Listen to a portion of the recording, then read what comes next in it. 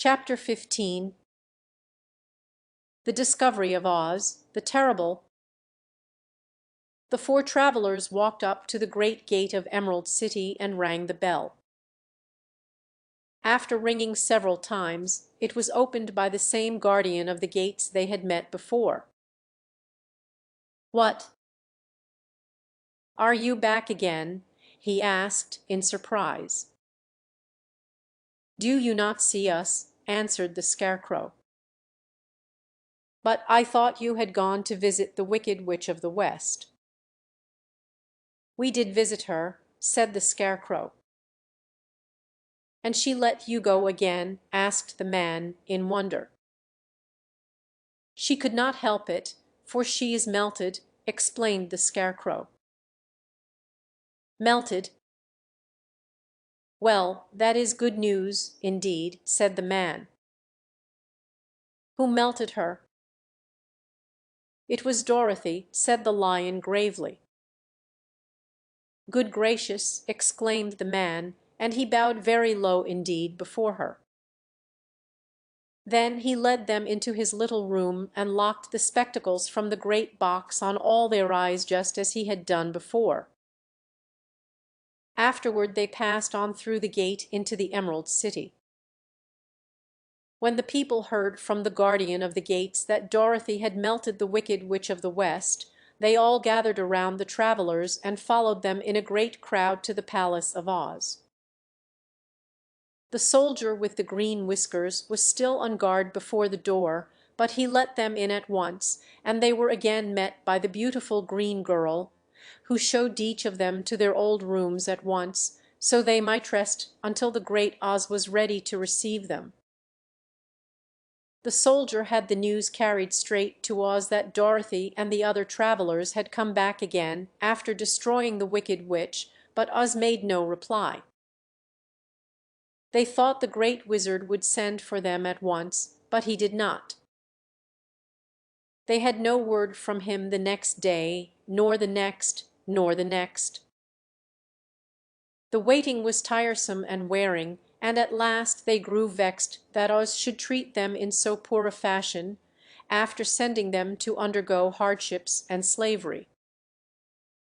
So the Scarecrow at last asked the green girl to take another message to Oz, saying if he did not let them in to see him at once they would call the winged monkeys to help them and find out whether he kept his promises or not. When the wizard was given this message, he was so frightened that he sent word for them to come to the throne room at 4 minutes after 9 o'clock the next morning. He had once met the winged monkeys in the land of the West, and he did not wish to meet them again. The four travelers passed a sleepless night, each thinking of the gift Oz had promised to bestow on him. Dorothy fell asleep only once, and then she dreamed she was in Kansas, where Aunt Em was telling her how glad she was to have her little girl at home again. Promptly at 9 o'clock the next morning the green-whiskered soldier came to them, and 4 minutes later they all went into the throne room of the great Oz. Of course each one of them expected to see the wizard in the shape he had taken before, and all were greatly surprised when they looked about and saw no one at all in the room. They kept close to the door and closer to one another, for the stillness of the empty room was more dreadful than any of the forms they had seen Oz take. Presently they heard a solemn voice that seemed to come from somewhere near the top of the great dome, and it said, "I am Oz, the great and terrible. Why do you seek me?" They looked again in every part of the room, and then, seeing no one, Dorothy asked, "Where are you?" "I am everywhere," answered the voice, "but to the eyes of common mortals I am invisible. I will now seat myself upon my throne, that you may converse with me." Indeed, the voice seemed just then to come straight from the throne itself, so they walked toward it and stood in a row while Dorothy said, "We have come to claim our promise, O Oz." "What promise?" asked Oz. "You promised to send me back to Kansas when the wicked which was destroyed," said the girl. "And you promised to give me brains," said the Scarecrow.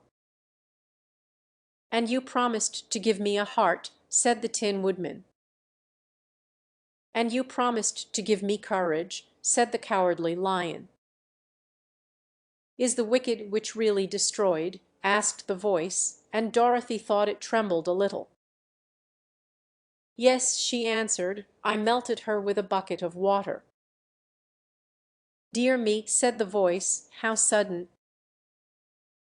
Well, come to me tomorrow, for I must have time to think it over." "You've had plenty of time already," said the Tin Woodman angrily.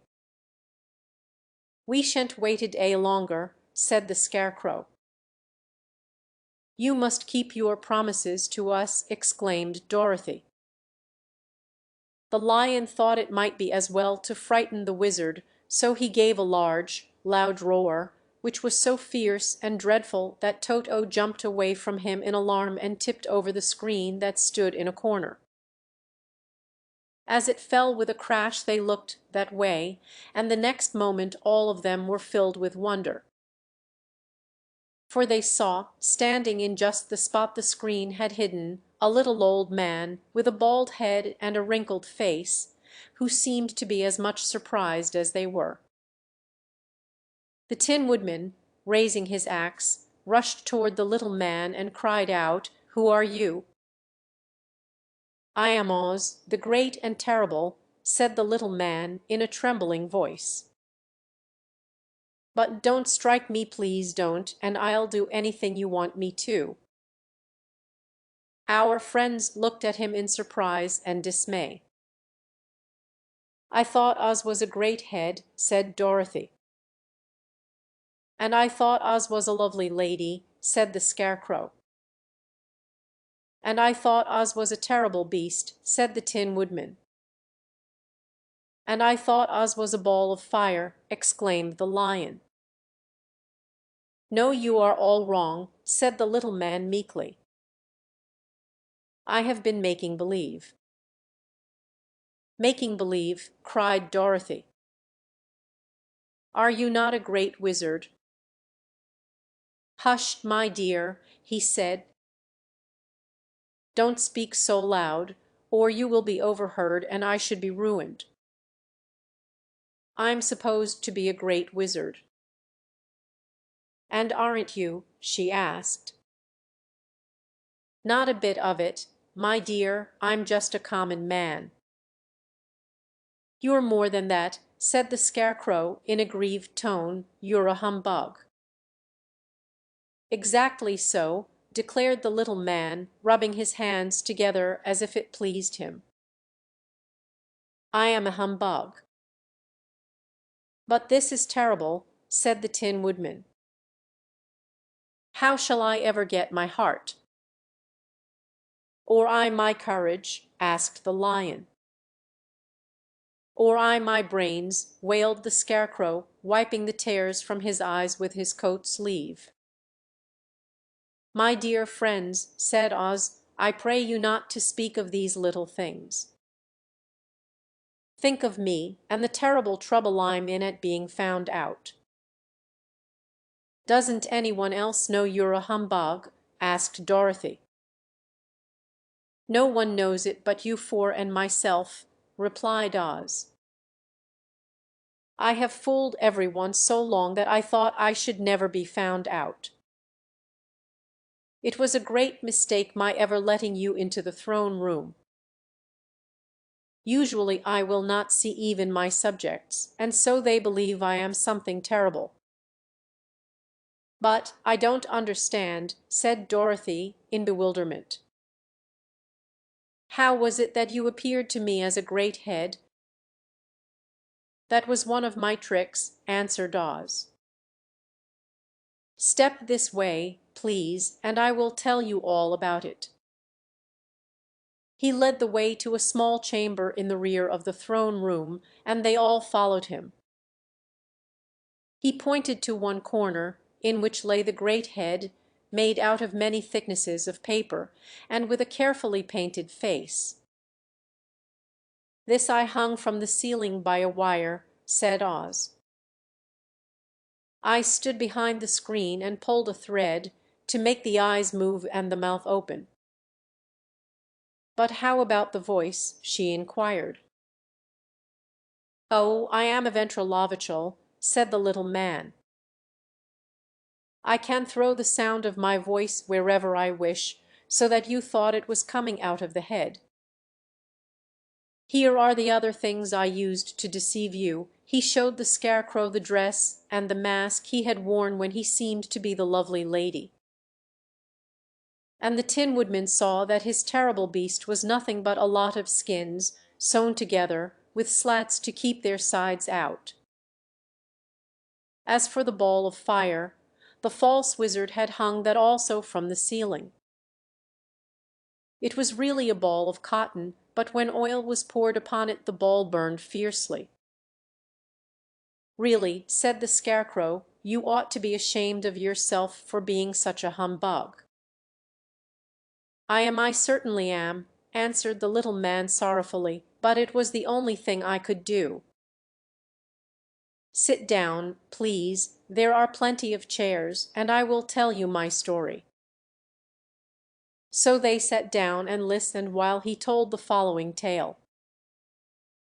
"I was born in Omaha." "Why, that isn't very far from Kansas," cried Dorothy. "No, but it's farther from here," he said, shaking his head at her sadly. "When I grew up I became a ventriloquial, and at that I was very well trained by a great master. I can imitate any kind of a bird or beast." Here he mewed so like a kitten that Toto pricked up his ears and looked everywhere to see where she was. "After a time," continued Oz, "I tired of that and became a balloonist." "What is that?" asked Dorothy.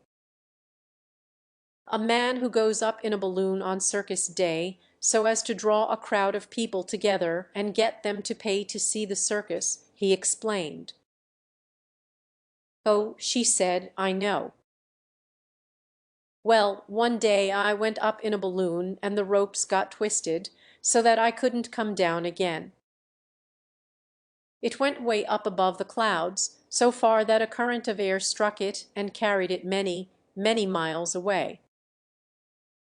For a day and a night I traveled through the air, and on the morning of the second day I awoke and found the balloon floating over a strange and beautiful country. It came down gradually, and I was not hurt a bit. But I found myself in the midst of a strange people who, seeing me come from the clouds, thought I was a great wizard. Of course I let them think so, because they were afraid of me and promised to do anything I wished them to. Just to amuse myself and keep the good people busy, I ordered them to build this city and my palace, and they did it all willingly and well. Then I thought, as the country was so green and beautiful, I would call it the Emerald City, and to make the name fit better I put green spectacles on all the people so that everything they saw was green." "But isn't everything here green?" asked Dorothy. "No more than in any other city," replied Oz, "but when you wear green spectacles, why of course everything you see looks green to you. The Emerald City was built a great many years ago, for I was a young man when the balloon brought me here, and I am a very old man now. But my people have worn green glasses on their eyes so long that most of them think it really is an Emerald City, and it certainly is a beautiful place, abounding in jewels and precious metals, and every good thing that is needed to make one happy. I have been good to the people, and they like me, but ever since this palace was built, I have shut myself up and would not see any of them. One of my greatest fears was the witches, for while I had no magical powers at all I soon found out that the witches were really able to do wonderful things. There were 4 of them in this country, and they ruled the people who live in the north and south and east and west. Fortunately, the witches of the north and south were good, and I knew they would do me no harm, but the witches of the east and west were terribly wicked, and had they not thought I was more powerful than they themselves, they would surely have destroyed me. As it was, I lived in deadly fear of them for many years, so you can imagine how pleased I was when I heard your house had fallen on the wicked witch of the east. When you came to me, I was willing to promise anything if you would only do away with the other witch, but, now that you have melted her, I am ashamed to say that I cannot keep my promises." "I think you are a very bad man," said Dorothy. "Oh, no, my dear, I'm really a very good man, but I'm a very bad wizard, I must admit." "Can't you give me brains?" asked the Scarecrow. "You don't need them. You are learning something every day. A baby has brains, but it doesn't know much. Experience is the only thing that brings knowledge, and the longer you are on earth the more experience you are sure to get." "That may all be true," said the Scarecrow, "but I shall be very unhappy unless you give me brains." The false wizard looked at him carefully. "Well," he said with a sigh, "I'm not much of a magician, as I said, but if you will come to me tomorrow morning, I will stuff your head with brains. I cannot tell you how to use them, however, you must find that out for yourself." "Oh, thank you," cried the Scarecrow. "I'll find a way to use them, never fear." "But how about my courage?" asked the Lion anxiously. "You have plenty of courage, I am sure," answered Oz. "All you need is confidence in yourself. There is no living thing that is not afraid when it faces danger. The true courage is in facing danger when you are afraid, and that kind of courage you have in plenty." "Perhaps I have, but I'm scared just the same," said the Lion. "I shall really be very unhappy unless you give me the sort of courage that makes one forget he is afraid." "Very well, I will give you that sort of courage tomorrow," replied Oz. "How about my heart?" asked the Tin Woodman. "Why, as for that," answered Oz, "I think you are wrong to want a heart. It makes most people unhappy. If you only knew it, you are in luck not to have a heart." "That must be a matter of opinion," said the Tin Woodman. "For my part, I will bear all the unhappiness without a murmur, if you will give me the heart." "Very well," answered Oz meekly. "Come to me tomorrow and you shall have a heart. I have played wizard for so many years that I may as well continue the part a little longer." "And now," said Dorothy, "how am I to get back to Kansas?" "We shall have to think about that," replied the little man. "Give me 2 or 3 days to consider the matter, and I'll try to find a way to carry you over the desert. In the meantime you shall all be treated as my guests, and while you live in the palace my people will wait upon you and obey your slightest wish. There is only one thing I ask in return for my help, such as it is. You must keep my secret and tell no one I am a humbug." They agreed to say nothing of what they had learned, and went back to their rooms in high spirits. Even Dorothy had hoped that the great and terrible humbug, as she called him, would find a way to send her back to Kansas, and if he did she was willing to forgive him everything.